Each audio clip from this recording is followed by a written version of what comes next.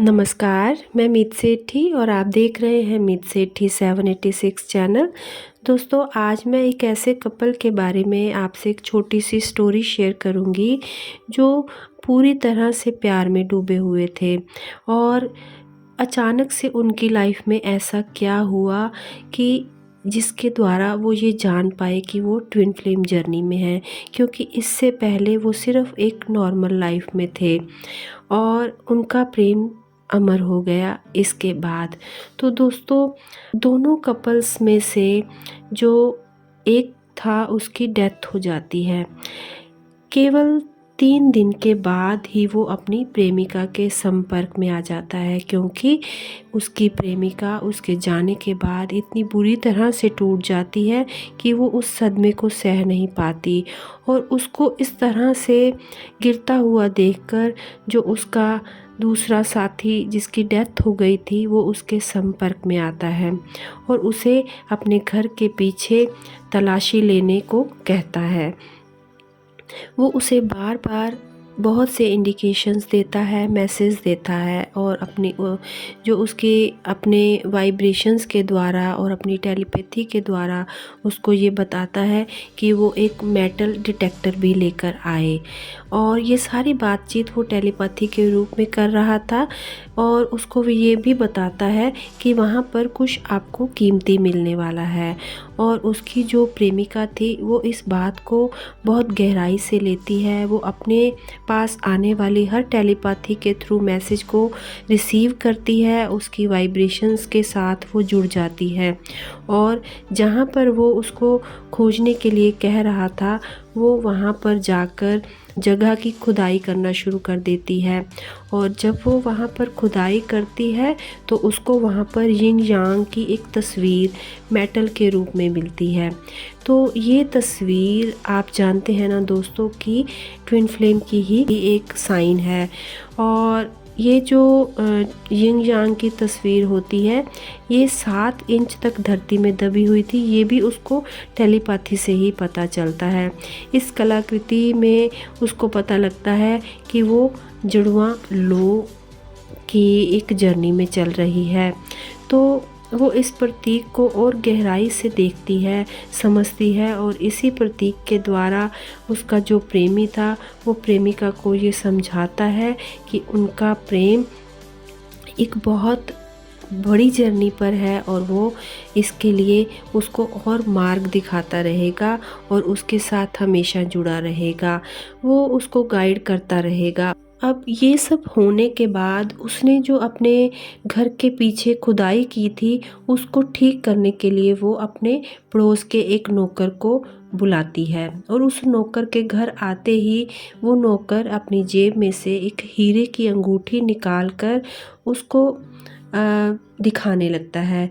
और इस अंगूठी को दिखाने का उसका क्या मंतव्य था ये जैसे ही वो अंगूठी को देखती है वो समझ लेती है, क्योंकि वाइब्रेशंस में और टेलीपैथी में वो इस अंगूठी को भी फील कर रही थी। तो प्रेमी भी उसे बार बार इसके साइन दे रहा था। तो जैसे ही वो उस अंगूठी को देखती है तो वो एक तरफ सकते में आ जाती है और वो समझ लेती है कि ये भी उसके द्वारा ही भेजे जाने वाला साइन है। तो वो उस अंगूठी को उससे ले लेती है और ये जो नौकर था वो भी उसको ये अंगूठी इसीलिए दिखा रहा था ताकि वो उसे खरीद ले, क्योंकि उसे पैसों की ज़रूरत थी। तो जैसे ही वो उसके द्वारा पेशकश करता है उसको अंगूठी खरीदने की, तो वो फटाफट से प्रेमिका उस अंगूठी को ले लेती है उससे और इसको खरीद कर वो जो भी राशि थी उसको दे देती है। पर हैरानी की बात यह है कि अंगूठी लेकर वो उसकी उंगली में बिल्कुल फिट बैठती है, बिल्कुल जैसे उसी के नाप की वो अंगूठी है।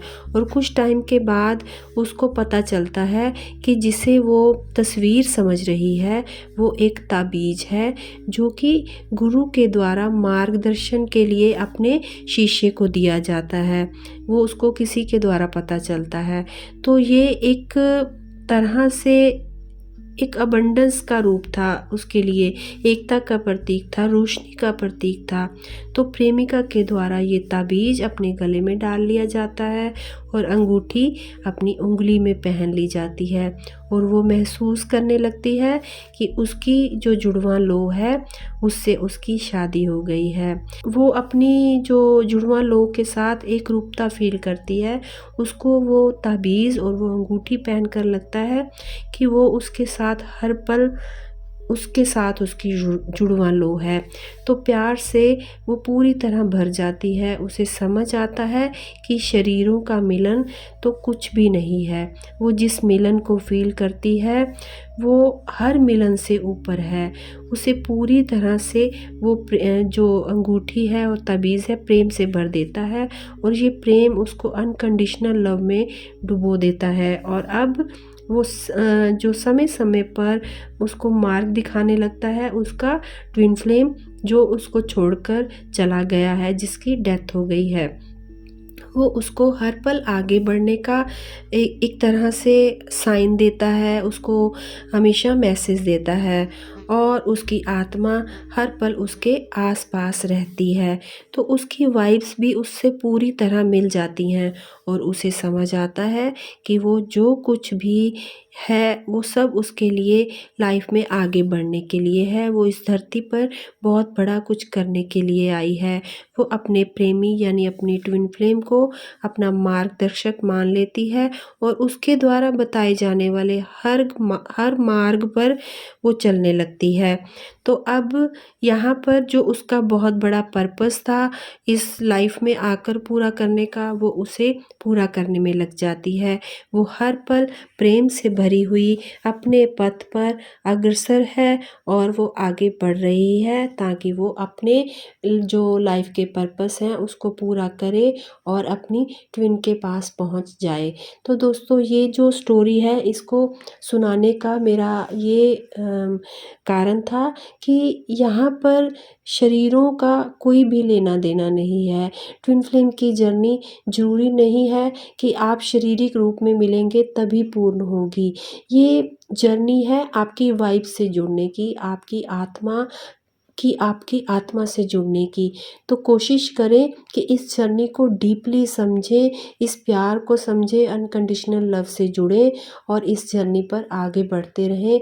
अपने जो भी साइन आपको मिल रहे हैं, जो दर्शन आपको दिखाया जा रहा है उस पर बढ़ते रहें और अपने जीवन के लक्ष्य को पूर्ण करें।